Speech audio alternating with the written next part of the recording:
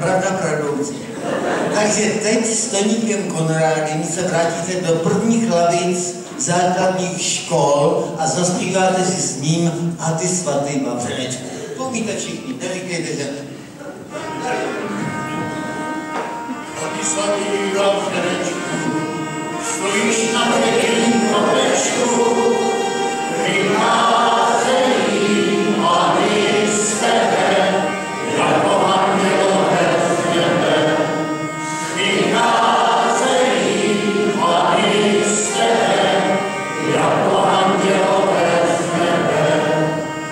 První vyšla celá bílá, a ta druhá se zpívá, a ta třetí ještě hezčí, obláz nejmilejší. A ta třetí ještě hezčí, obláz nejmilejší.